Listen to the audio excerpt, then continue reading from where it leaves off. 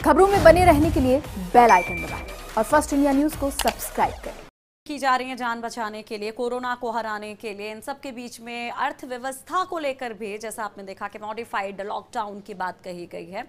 इन सब के बीच में केंद्र और राज्य सरकार की टोल वसूली की भी हम बात करते हैं, जिसके जरिए राजस्व कमाई की कवायद पहले दिन ही धराशायी होती दिखाई दी है। नेशनल और स्टेट हाईवेज पर वाहन ना के बराबर दिखे तो दोनों एजेंसियों को राजस्व तो नाम मात्र का मिला, लेकिन कोरोना संक्रमण का रिस्क पूरी तरह दिखाई दिया। रिपोर्ट देखिए। कोरोना को पछाड़ने के लिए यात्री परिवहन लगभग बंद है। यात्री परिवहन के लिए भी जो अधिकृत मंजूरी दी गई है उसके मुताबिक 4 पहिया वाहन में 2 सवारी और 2 पहिया वाहन में 1 ही सवारी चल सकती है।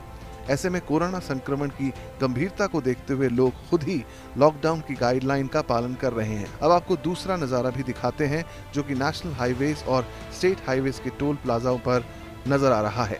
NHAI ने मध्य रात्रि से नेशनल हाईवेज पर टोल वसूली शुरू कर दी है, तो प्रदेश में NHAI के 59 नेशनल हाईवेज पर 72 टोल प्लाजा शुरू हो चुके हैं।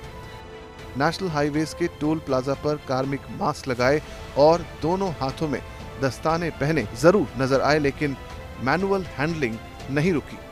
जो मैनुअल लेन हैं उससे निकलने वाले वाहन गाइडलाइन का पालन करते दिखाई नहीं दिए।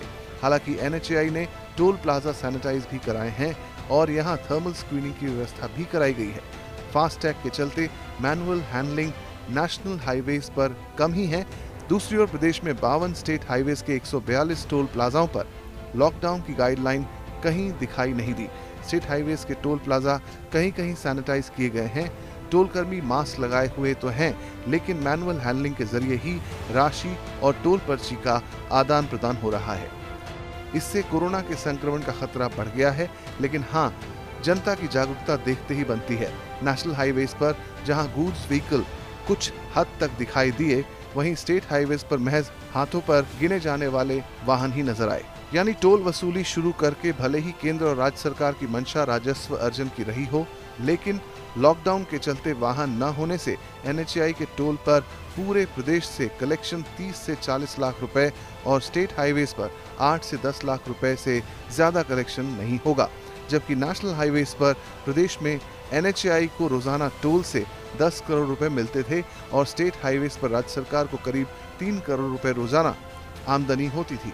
ऐसे में सवाल उठता है कि कोरोना संकट के इस भीषण दौर में जरा से राजस्व के लिए इतना बड़ा खतरा केंद्र और राज्य सरकार ने क्यों मोल लिया है।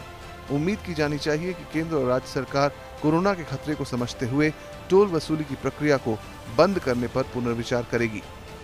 निर्मल Tiwari, first India news, Jaipur.